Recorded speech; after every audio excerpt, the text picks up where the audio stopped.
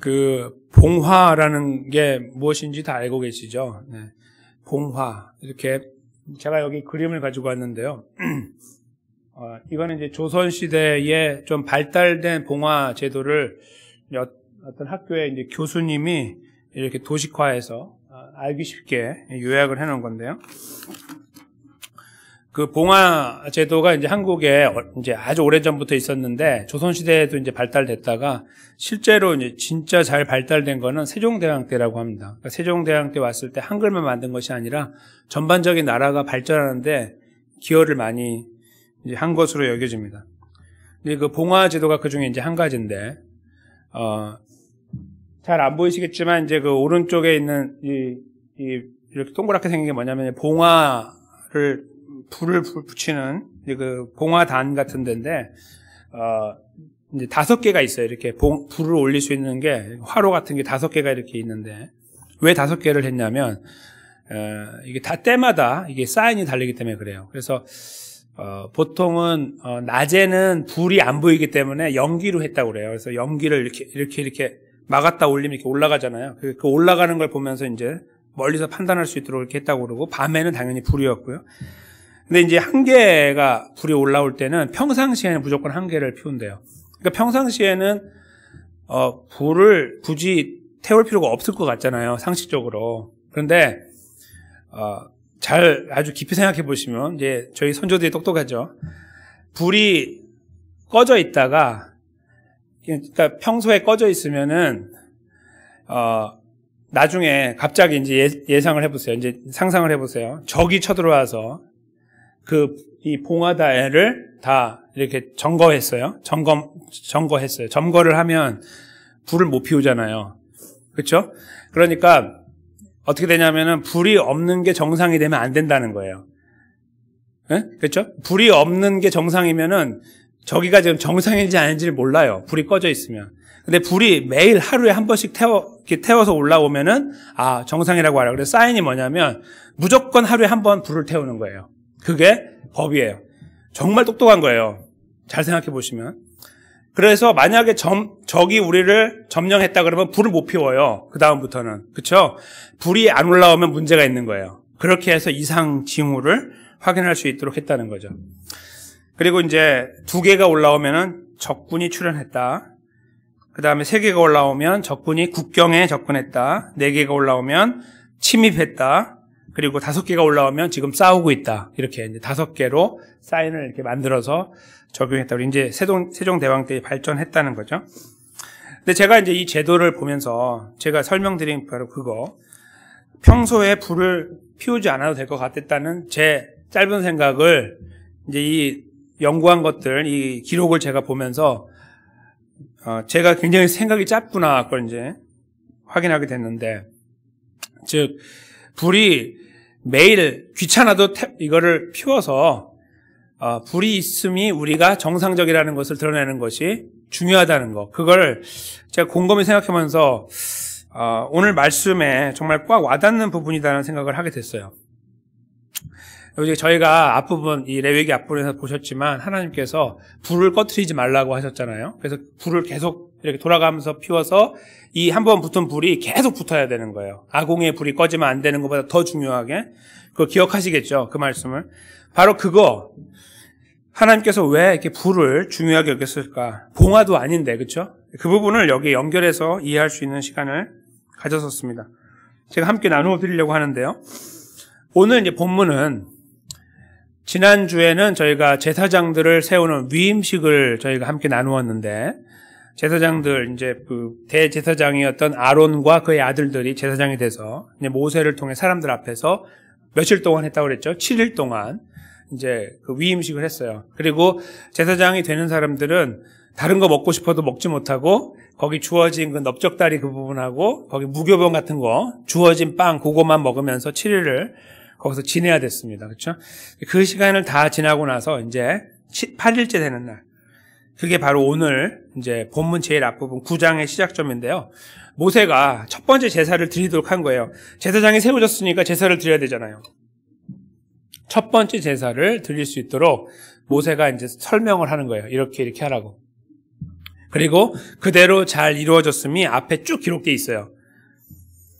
그래서 여기 오늘 저희가 읽은 저 첫 번째 절에 나와 있는 22절에 나와 있는 거죠. 속죄제하고 번제 그리고 화목제 이 세 가지를 처음에는 자기를 위해서, 둘째는 백성을 위해서 이렇게 드리는 시간을 갖게 됩니다.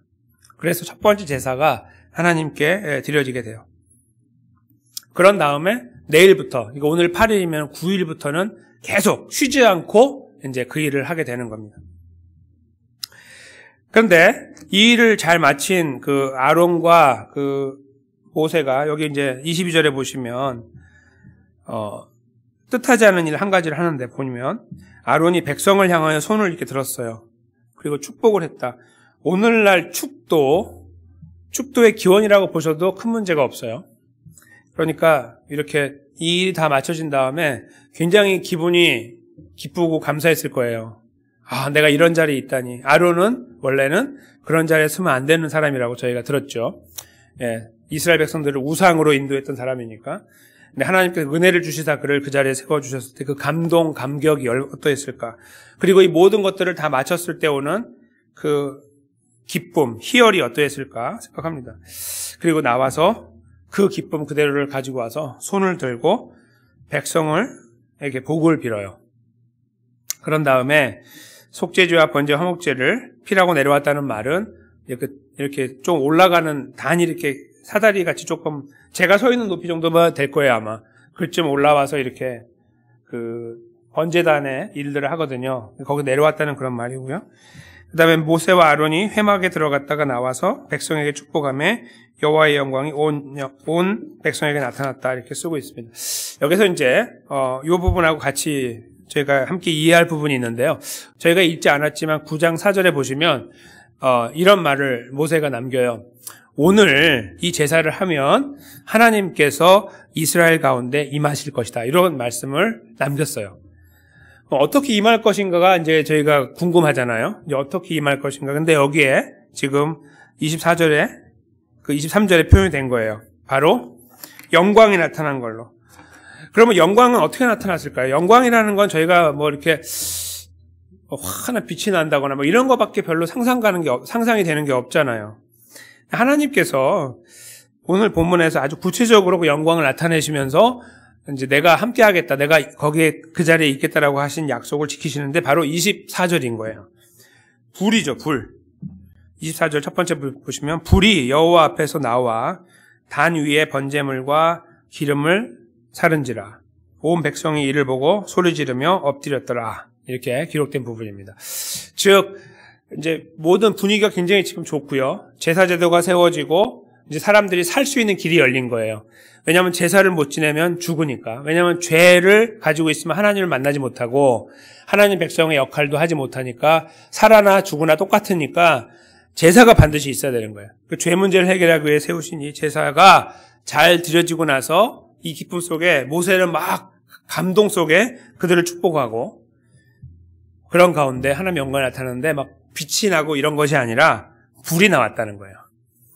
불이 나와서 그 아까 지금 잘 마치고 내려온 그 위에다가 불이 내려져가지고 활활 타오르는 역사를 눈으로 보게 된 겁니다. 그래서 이를 보고 소리 지르며 엎드리는 상황이 발생한 거예요. 약속이 이루어졌어요. 함께 하겠다는 약속이 이루어졌는데 무엇으로 이루어졌냐면 불로. 모두가 보고 아유 나는 본 적 없어요 그런 거. 뭐 영광이 나타났다는 거 모르겠어요 라고 하지 못하도록 아주 눈으로 똑똑히 볼 수 있도록 하나님께서 불을 내려서 이 일 역사를 이루신 거예요. 그런 의미에서 이 불이 갖고 있는 의미는 제사를 받는다는 의미, 내가 너희들의 잘못을 해결하기 위한 이 제사를 내가 다 받았다. 다른 말로 하면 내가 너희 죄를 용서했다는 의미로 이해할 수 있고 첫째는, 둘째는 이 본문에 의해서 보면 내가 너희와 함께하고 있다라는 메시지를 이 불을 통해 주고 계신다는 것도 알게 되는 겁니다. 이 두 가지 의미가 있을 겁니다. 그런데 이것이 원래 이스라엘에게 매일 있어야 됐는데 제가 계속 말씀드리고 있지만 그들이 이 불을 끝까지 지켜나가지 못하고요. 저희가 다음 주에 오늘 말씀의 제목이 여호와의 불 첫 번째 넘버 1으로 이렇게 제가 제목을 삼은 거는 넘버 2가 있다는 뜻이잖아요. 다음에 또 저희가 다음 주에는 넘버 2를 살피게 될 건데 이 불이 그렇게 잘 유지가 되지 않아요. 그러니까 하나님께서 붙여주신 불, 이 타오르는 불이 계속 이어져 나가지 못하는 일들이 이제 발생해서 이스라엘과 하나님의 관계에 금이 가고 그리고 회복되지 못하는 데까지 이르게 되죠. 근데 하나님께서 그럼에도 불구하고 계속해서 이스라엘을 백성으로 삼으시고 은혜를 베풀어 주시다가 내가 지금도 너희와 함께 하고 있다는 것을 보여주시는 사건이 발생합니다. 그것이 무엇이냐면 엘리야 선지자가 갈멜산이라는 곳에서 850명의 바알과 아세라 선지자들과 이렇게 대결을 하는 그런 장면에서 등장하죠. 그때 하나님께서 하늘에서 불을 내리셔서 그 재물을 다 태울 뿐만 아니라 옆에 있는 도랑의 물까지 다 핥아서 사람이 조작할 수 없는 일이었음을 증명했죠. 즉 사람이 조작한다는 거는 이 물 구덩이를 파가지고 건너가지 못하게 누가 막 기도하고 다 눈 감아야 하고 막 기도하고 있는데 누가 가서 불 딱 붙이는 거 못하게 구덩이도 파놨지만 이렇게 불 구덩이도 팠지만 어떤 사람이 정말 빨라서 거기를 건너가서 그걸 하고 와도 하지 못하는 일은 구덩이를 다 핥아버리는 일이죠. 완전히 다 핥아버리는 일을 못해요. 어떤 불도. 하나님의 불은 다 핥아버렸어요. 아무도 흉내내지 못하게. 그 사건을 기억하시죠? 갈멜산의 사건. 바로 열왕기상 18장 38절인데 여기다가 기록해뒀습니다. 한번 저희가 읽겠습니다. 시작. 이에 여호와의 불이 내려서 번제물과 나무와 돌과 흙을 태우고 또 도랑의 물을 핥은지라. 아멘. 바로 이때 다시 한번 여호와의 불이 등장을 합니다. 즉 이스라엘 백성들이 막 하나님께 등지고 가고 있고 막 이렇게 막 다 망가졌는데 하나님께서 여전히 이스라엘과 함께하고 있다는 사인을 보여주는 거예요. 그게 바로 여호와의 불. 오늘 등장했던 여호와의 불이 다시 엘리야 때 등장을 해서 이스라엘의 이 하나님과의 관계가 망가지지 않았다. 그들은 망가져도 하나님은 망가뜨리지 않으셨다라는 것을 보여주셨어요. 그런데 그것이 끝이 아니고요. 이어지는 이제 이사야 선지자를 통해 하나님 주신 말씀을 저희가 놓고 보면 이 불이 앞으로 계속해서 이스라엘을 떠나지 않을 것이다라는 그 메시지 주시는 장면이 나오게 돼요. 바로 여기에 이사야 31장 9절인데요. 여기도 저희가 한 목소리로 읽도록 하겠습니다. 그의 반석은 두려움을 인하여 물러가겠고 그의 방백들은 기호를 인하여 놀라리라. 이는 여호와의 말씀이라. 여호와의 불은 시온에 있고 여호와의 풀무는 예루살렘에 있느니라. 아멘. 여기에서 나와 있는 그의 방백들의 기호라는 말은 이제 군대 깃발 같은 걸 말해요. 그러니까 지금 적군, 이방 군대가 와서 이스라엘을 점령하게 되는 어떤 이런 상황들, 그러니까 하나님의 징벌을 받고 진노에 패배할 거에 대한 어떤 그런 그림들인데요. 그런 상황 속에서도 이스라엘 백성들에게 남아있는 희망, 그것은 뭐냐면 여호와의 불은 시온에 있다는 겁니다. 즉 하나님 백성을 상징하는 시온에 여전히 머물고 있다는 것을 말씀하고 있는 거예요. 그게 여호와의 말씀이에요. 즉 혹시라도 이스라엘이 얻어 터지고 깨져서 형벌받는 자리에 잠깐 빠져 있을지 모르나 하나님의 신실하심은 그들과 영원히 함께하여 그들을 지키고 회복해 나갈 것이라는 회복의 메시지를 담아내는 거예요. 바로 그 이유 내지는 그 증거가 여호와의 불로 등장을 하고 있는 거예요. 그래서 여호와의 불이 이스라엘 백성들의 착하고 착하지 않음과 신실함과 불신실함의 문제로 왔다 갔다 하는 것이 아닌 하나님의 신실함이 붙잡아주고 계시다는 것을 표현해주고 있어요. 그런데요, 이 불이 여기서 멈추는 것이 아닙니다. 이스라엘 백성들에게 그렇게 사인으로 보여주셨던 이 불이 언제 완성이 되냐면 사도행전에서 완성이 됩니다. 바로 저희가 다음 읽을 사도행전 2장 3절인데요. 앞에 기록되어 있습니다. 이 부분도 저희가 함께 마지막으로 읽겠습니다. 시작. 불의 혀같이 갈라지는 것이 저희에게 보여 각 사람 위에 임하여 있더니. 아멘. 이 말씀은 저희가 잘 아는 오순절 성령 강림 사건의 장면을 하나님께서 누가를 통해서 정확하게 묘사하겠습니다. 불의 혀라는 것은 불이 이렇게 올라오면 이렇게 이런 갈라지는 것을 혀라고 부르죠. 그 혀처럼 위에서 거꾸로 내려온 거죠. 이렇게 거꾸로 내려왔는데 그 혀 하나하나가 각 사람들에 이렇게 가는 거예요. 이렇게 들어가는 것을 비주얼라이즈, 눈으로 볼 수 있도록 시각화한 거예요. 그렇게 된 것을 사람들이 서로 보는 거예요. 저희에게 보여. 그렇죠? 다 보고요. 이게 뭐지? 불이 막 내려오는 하늘에서. 근데 그것이 자기들에게 하나씩 들어가는 거예요. 그리고 그것을 알고 봤더니 이게 바로 성령 하나님의 강림하는 사건이었습니다. 어떤 분들은 이것이 성령 강림의 시초라고 생각하는 분들이 계십니다. 성령은 이때 내려오셨다. 그렇지 않습니다.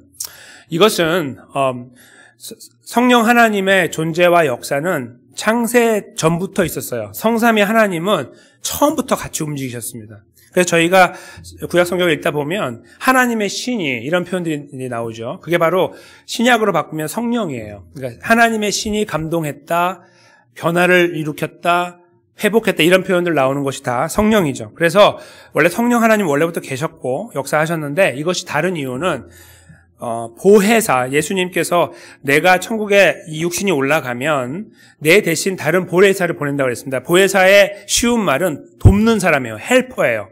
헬퍼를 보내라. 너희를 돕는 헬퍼를 보낼 거다. 그렇게 말했거든요. 그 헬퍼는 지금도 함께하고 있지만 상징적으로 하나가 올라가면 하나가 내려와야 되는 거예요. 그런 의미에서 성령 하나님의 그 성령 강림이 이때 이렇게 상징적으로 이루어지게 된 거예요.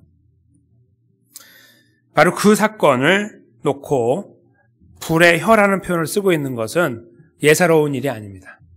우연한 일이 아니에요.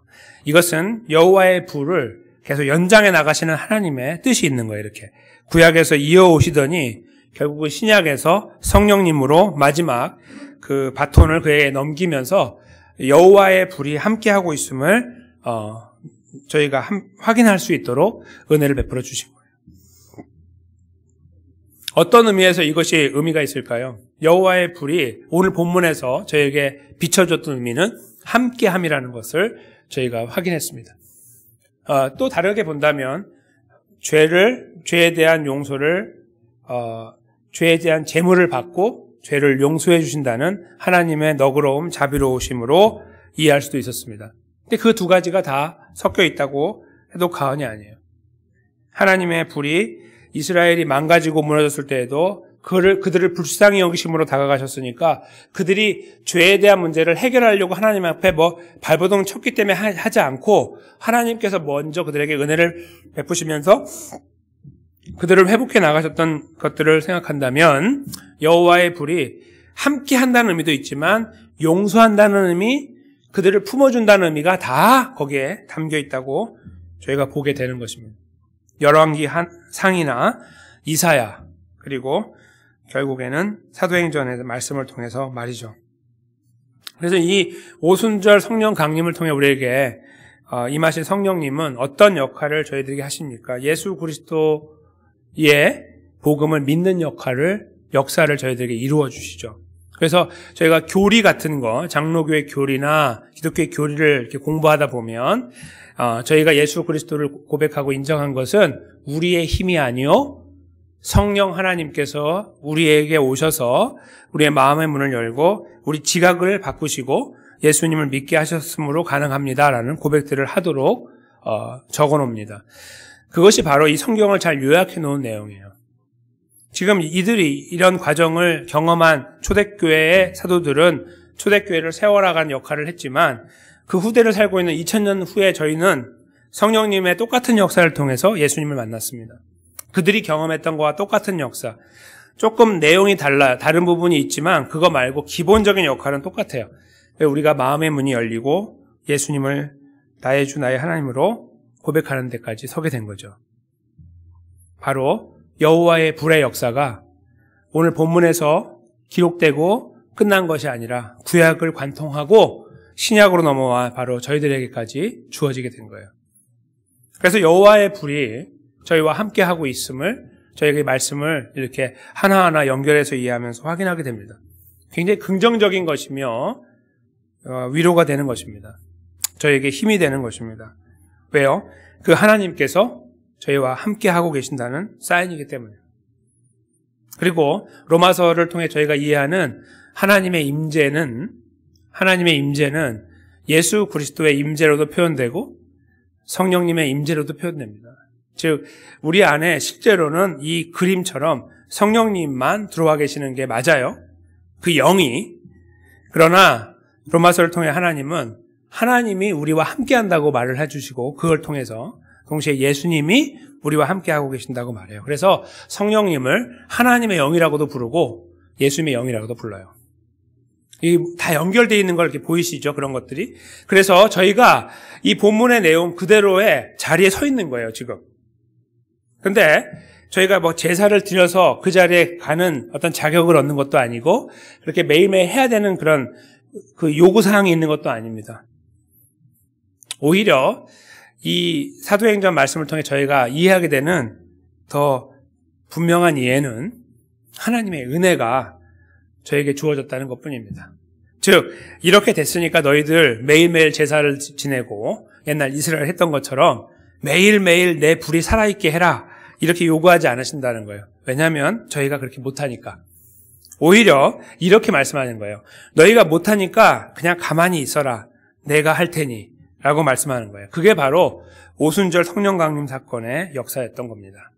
그리고 지금까지도 하나님은 사람을 통해서 교회를 세우지만 결국 그 모든 역사를 성령의 역사로 저희가 이해하죠.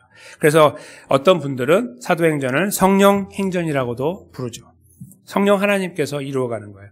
여호와의 불이 하나님 백성 가운데 임하고 역사를 이루어가서 함께하는 역사로, 용서하는 역사로, 품어주는 역사로, 회복하는 역사로, 더 나아가서 구원하는 역사로 나타나고 있는 겁니다.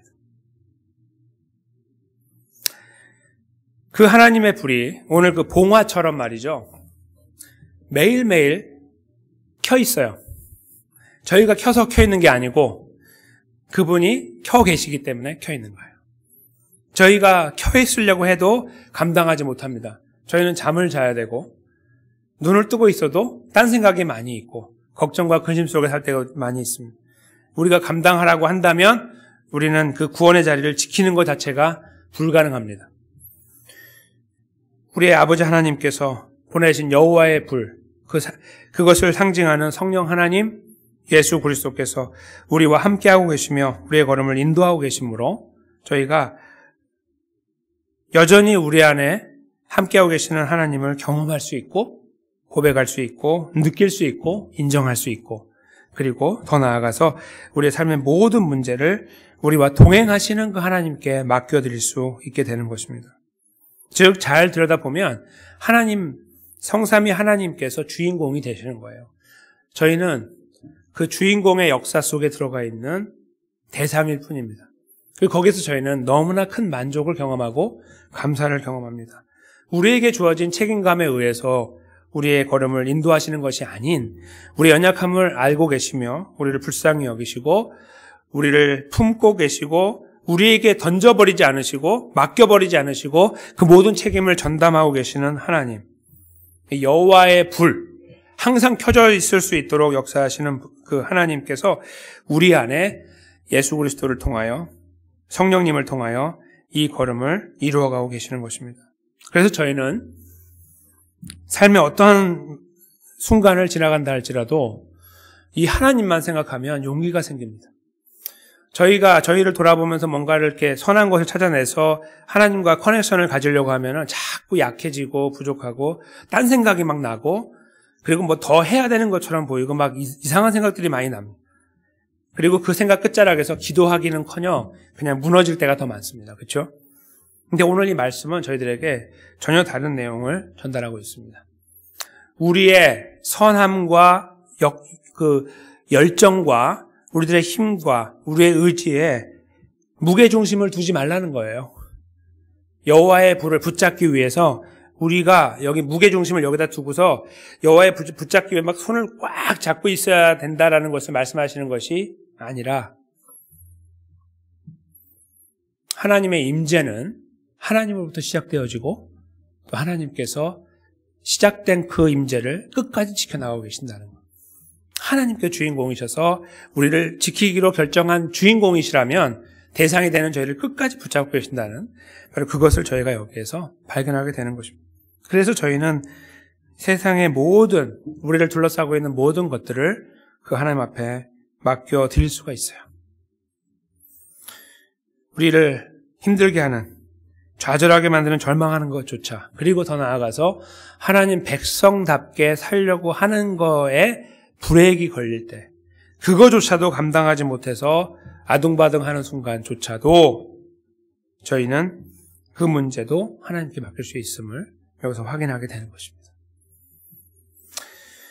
우리를 둘러싸고 있는 문제가 얼마나 많이 있으십니까? 우리가 혼자라고 여겨져서 너무나 좌절스럽고 절망스러운 시간이 없으십니까? 내 옆에 분명히 누가 있는데도 불구하고 이 일은 나 혼자만의 일처럼 다가와서 힘들고 괴롭고 나약해지고 힘들어지고 포기하고 싶은 시간들이 없으십니까? 오늘 이 여호와의 불이라는 이 하나님의 임재의 상징이 성경 속에 관통하며 결국 하나님의 백성은 우리들에게 들어와 여전히 우리와 함께하고 계신다는 사실, 그래서 우리의 연약함에도 불구하고 우리를 끝까지 책임져 주신다는 하나님의 신실하심이 느껴지십니까? 우리가 만약에 그 하나님의 신실하심에 고백하며 감사하고 인정할 수 있다면 어떤 것도 남김없이 가감하지 말고 빼거나 더하지 말고 있는 그대로 모든 것들 우리 아버지께 가지고 가기 원합니다. 그리고 그것을 모두 맡겨드리고 나를 구원하신 아버지, 내가 갖고 있는 이 문제도 주님의 손에 있사오니 이 문제도 하나님께서 해결해 주시고 나의 걸음이 하나님 백성의 길로 잘 걸어갈 수 있도록 여호와의 불에 함께 하심이 오늘도 경험되어지고 내일도 경험될 수 있도록 은혜를 베풀어 주십시오. 이렇게 우리가 기도하면서 저희들에게 주어진 하나님 백성의 걸음을 오늘도 내일도 또 나머지 3일간의 이 땅에서의 이번 주의 걸음도 묵묵히 그러나 묵직하게 걸어가게 되시는 귀한 은혜 누리시게 되시기를 주님의 이름으로 간절히 축원합니다.